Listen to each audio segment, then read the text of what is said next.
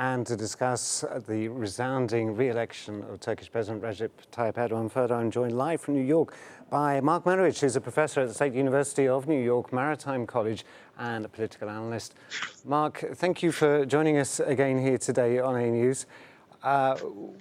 We last spoke earlier today for me, but just after President Erdogan made his balcony speech after the announcement that he'd won the presidency from the Supreme Election Board. What is your take today on your reflection on yesterday's election? Well, my main reflection, I've thought a lot about the election, why it turned out the way it did. So that's one part I'm thinking about, but I'm also thinking about what happens today and tomorrow for Turkey. Yeah, that's really important. I think figuring out the way forward, and there are momentous issues in Turkey on the economy and, of course, rehabilitation of the areas affected by the earthquake, and, of course, bringing people together, which is very important. I think President Erdogan talked about that. But at the same time, Turkey has relations with the world, and this was what Ibrahim Kalin was talking about, and kind of setting those on a good step forward. And I think that's really the two parts: internally, what happens going forward, but also in terms of relations with the United States in particular, and trying to fix those relations which have been not optimal and make them better going forward. And hopefully Biden's congratulations and the phone call this evening, I guess, U.S. time. I don't know what time it's going to be, probably Turkish time. I'm not sure. We're expecting it within the next hour or so. Oh, okay, good. So, yeah. So that will be very, very important. If you want to say a fresh start, I'm all for a fresh start, because we hit a lot of bumps here, and we need to move ahead in a more, more on the same track together.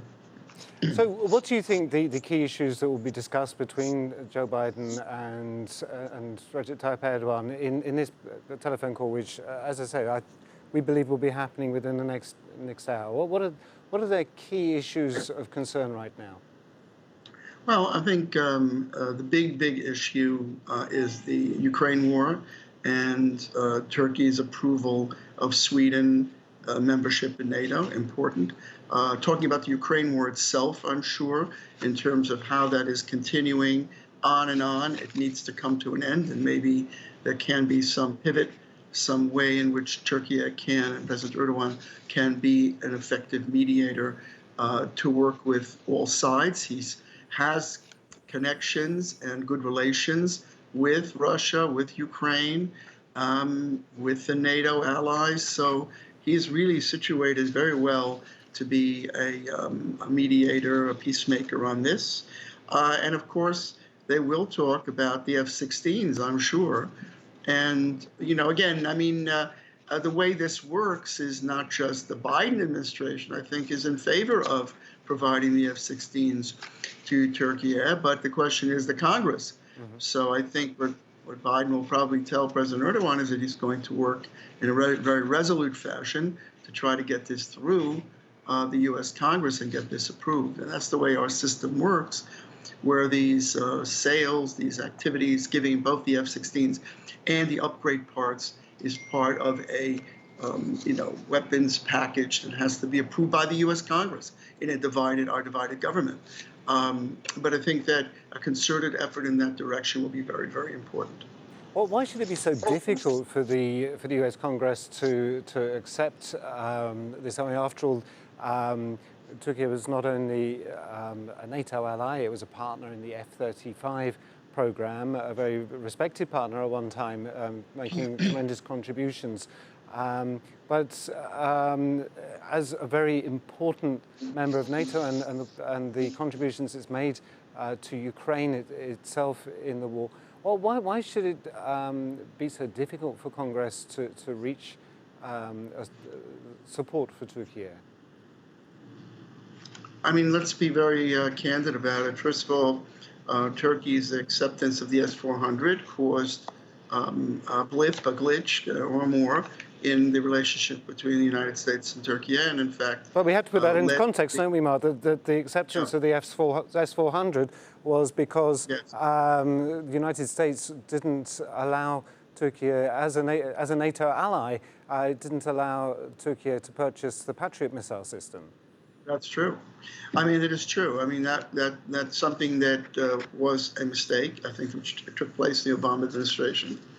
And it is just a fact of life. At the same time, one should also note that Greece has received or is receiving the F-35. So, you know, I mean, it doesn't appear that there's a parity here between the way the United States deals with Turkey and Greece. But I don't think that's really a new thing. I mean, that's kind of been U.S. relations with Turkey and Greece going back all the way back in many, many years. I mean, the United States created a boycott against Turkey over relations with Greece. I mean, these things there's not a balance in those relations. It would be important to try to achieve that.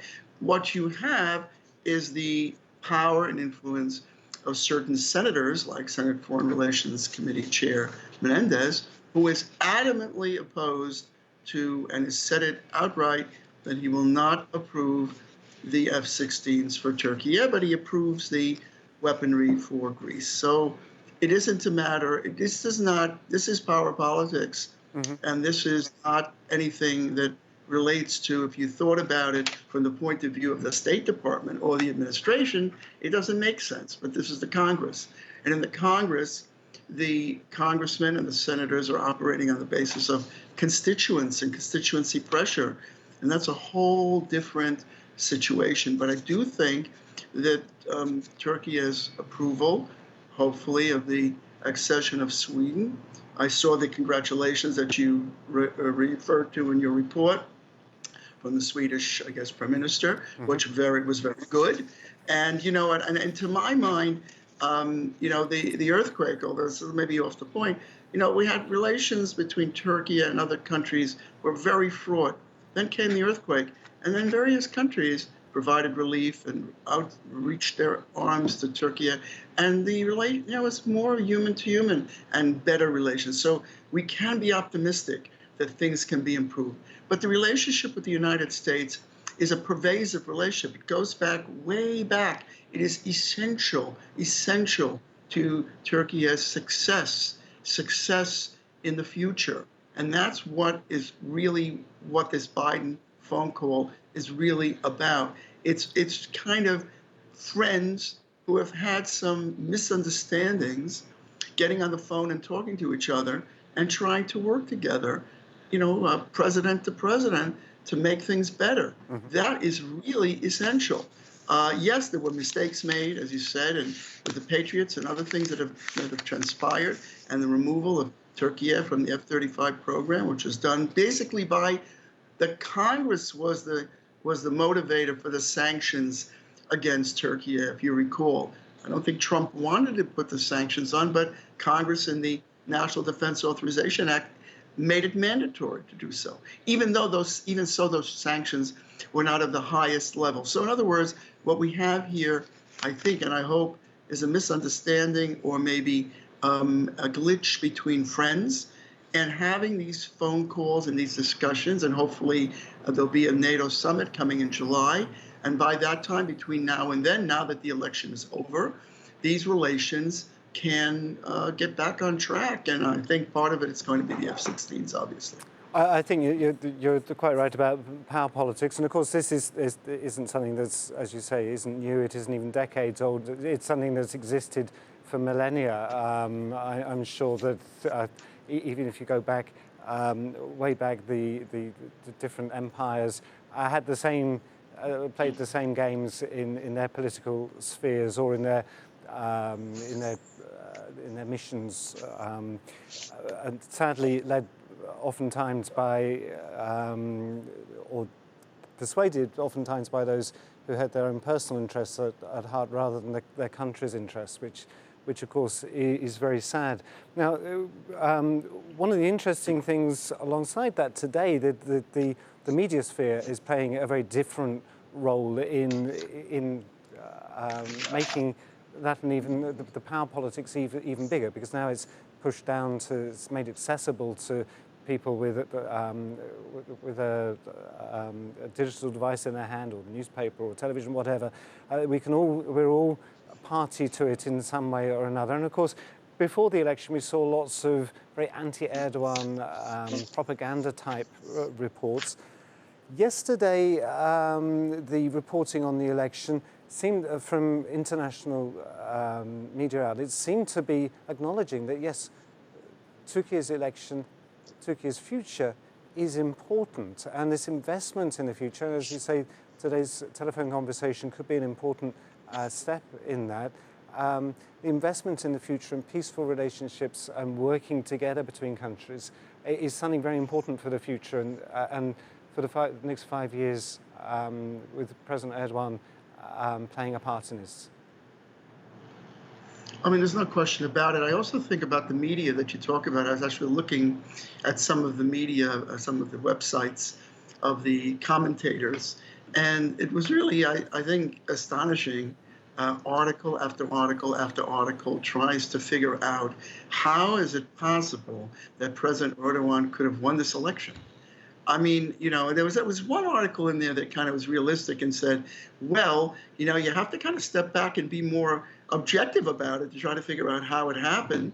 But the fact is, article after article, including the New York Times and many other platforms, are now, the day after, they're thinking, how could this have happened? What, and in a way, and then maybe they're saying it's maybe a calamity that happened. I mean, it's just the tone of it is not proactive or positive or looking forward to the future. It's really looking back to figure out what went wrong here. And, to me, that yes, the analysts should be looking at things to figure out why they happen.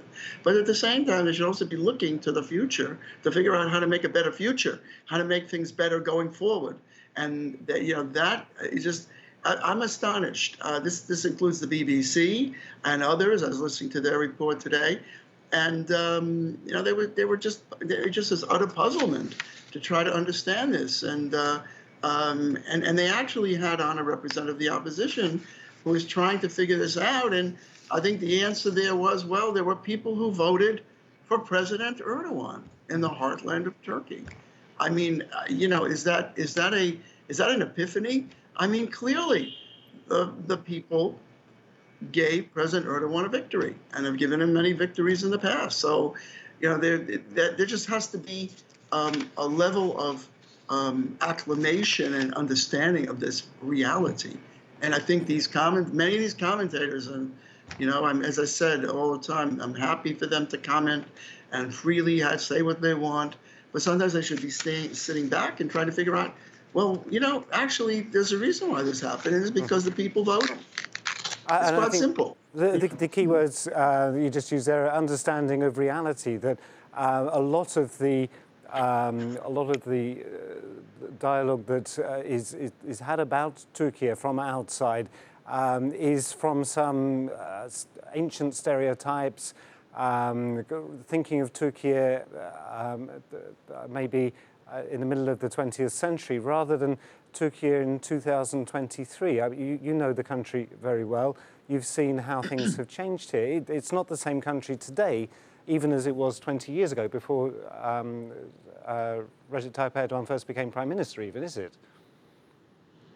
Well, I also think that in that respect, and reading some of the reactions from Turks about this, which I think is the most important thing, is many people approached and asked about why they voted President Erdogan. They said, electric car, a great big, important naval vessel, power plants, infrastructure, all this other stuff that, it is, again, reality of what has been done. At the same time, there are very daunting economic issues, very daunting. They need to be dealt with. But it looks like the electorate focused in a particular way on this. There's no question about it.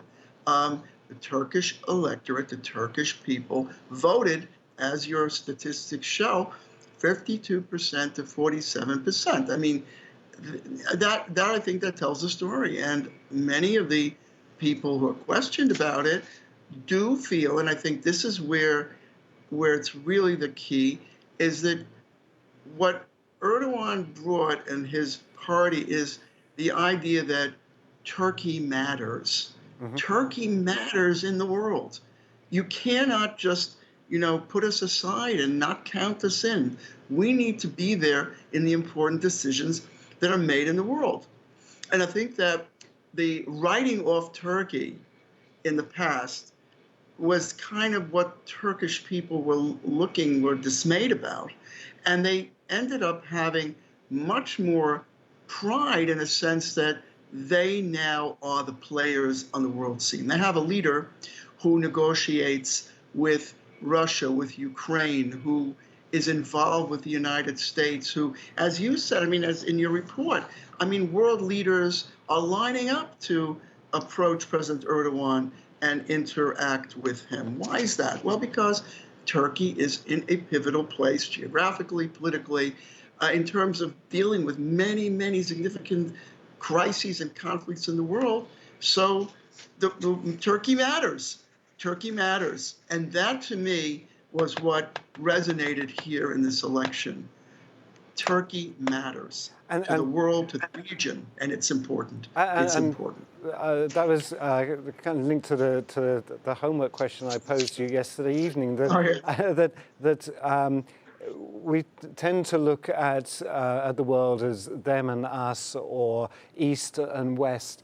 And yet Turkey is in a very different situation, isn't it? I was asking you what you thought about or to think about what you would think about Turkey is the hub of a wheel with other countries around the world, under the encouragement of President Erdogan, learning a new way to work together. And we saw that at the UN General Assembly 2 years ago when President Erdogan addressed there and talked about the world, the opportunity for the world being a fairer place.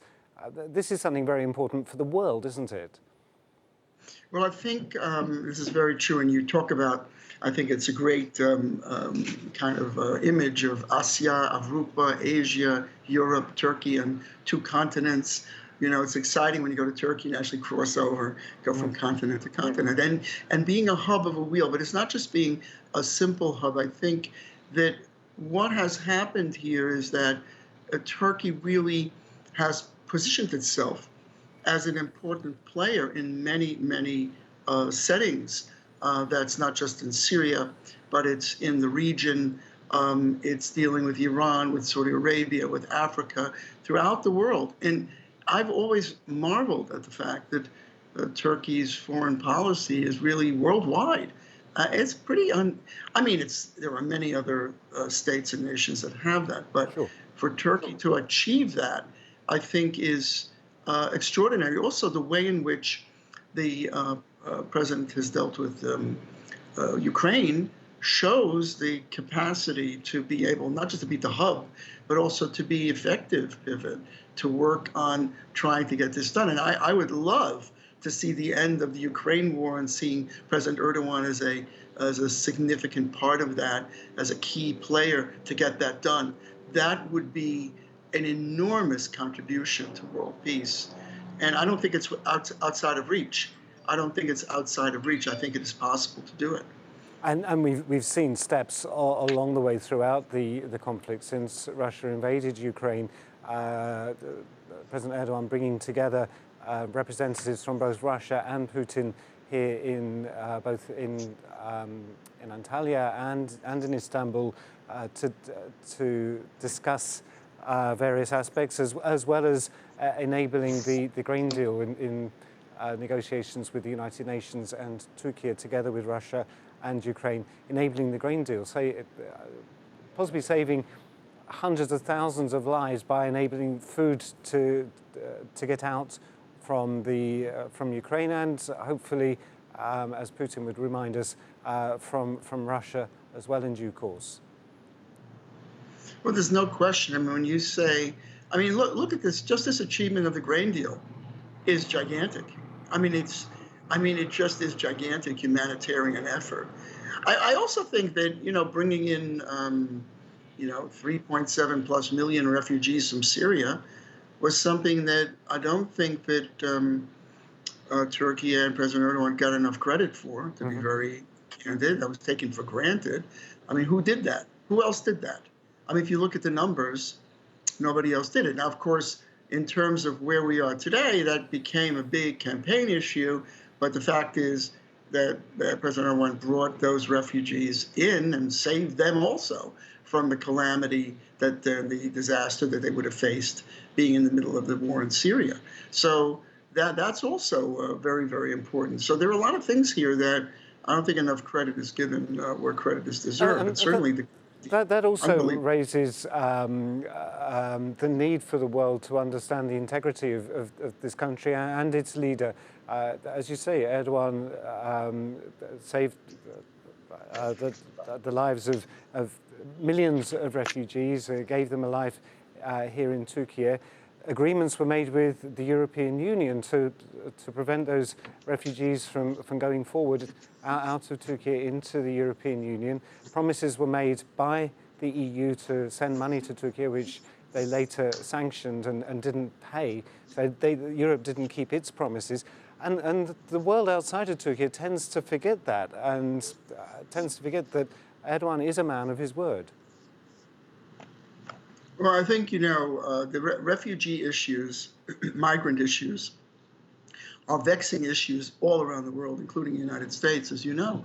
And, you know, he achieved what he achieved, and they didn't get a lot of credit for it. And as far as the EU, relations with the EU, it would be very, very helpful to Turkey to um, be part of EU, to go beyond the customs union. And let's hope we can do that as well. I mean, there's a lot on the table, on the menu here, that would be very good for Europe and good for Turkey as well, to be able to achieve some of the things that have not been achieved in the past.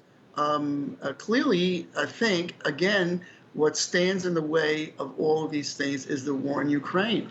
And that is an obstacle to peace of a level or a proportion that we haven't seen before. I mean, invasion, aggression, and humanitarian violations of a scope that we haven't seen since World War II, and this has to stop. And Turkey, amazingly, has been able to support Ukraine, condemned, as Ibrahim Kalin has pointed out, condemned the invasion in Crimea. Turkey was absolutely on record on that, and on record opposing the invasion, and yet at the same time maintaining relations with Russia. I mean, again, there I see a road that I'm not sure where that road takes Turkey. And as I said before, my fervent feeling is that United States-Turkish relations are pivotal to the success of Turkey in the future on many levels, and that Russia, which has had a fraught relationship with Turkey over many years, and now is at war. Yes, the main thing that I would like to see is the diplomacy that will be able to be put forward by, hopefully, President Erdogan to bring an end to this conflict, because then that will clear the way for a lot of other good things to happen in the relationship between Turkey and Europe, including on many issues, including refugees, but on energy too, on energy. Turkey becoming an energy hub, Turkey resolving its energy dependency. These are really important things so that it can move forward in terms of its economy as well. I mean, there are a lot of things stuck here because of the war in Ukraine. And so, as I say, I mean, I'm optimistic I want to be optimistic for a brighter future, and everyone working together and clearing some of these obstacles. Swedish accession, Ukraine war, the refugee issue, obviously the issues of Syria that were alluded to by Ibrahim Kalin in terms of the Syrian war and the Syrian conflict, and differences of opinion between the United States and Turkey on that. there's a lot on the plate here that needs to be addressed. I do think, though, that United States foreign policy, because of a divided government, doesn't always seem to be attentive enough to Turkey yet, if you see my point. In other words, the Biden administration might be for the F-16s, but the fact that the Congress is adverse, that gets all the attention. So I think that sometimes the way these things get resolved is by working carefully behind the scenes to get things accomplished, but not to, but to understand that we're a divided government, and we just can't take one step and fix everything, because we do have the Congress to deal with, and they have their issues as well. Absolutely. Well, today is a new page in a new chapter of the leadership of Turkish President Recep Tayyip Erdogan. Of course, many of the issues that we've just been discussing, Turkey is working hard, I'm certain, behind the scenes in aspects of diplomacy, as we've discussed. It also takes puts the responsibility, therefore, on some other countries, such as the United States, to come and meet halfway and to say, well, yes, actually, you are doing good stuff. Maybe we ought to help you rather than pushing you away again. Mark, I want to thank you so much for joining us today. There's so much more to discuss, and now we have another 5 years to see how President Erdogan is able to take his vision forward into the century of Turkey. Thank you so much for joining us again here today on A News. Thank you. Thank you very much.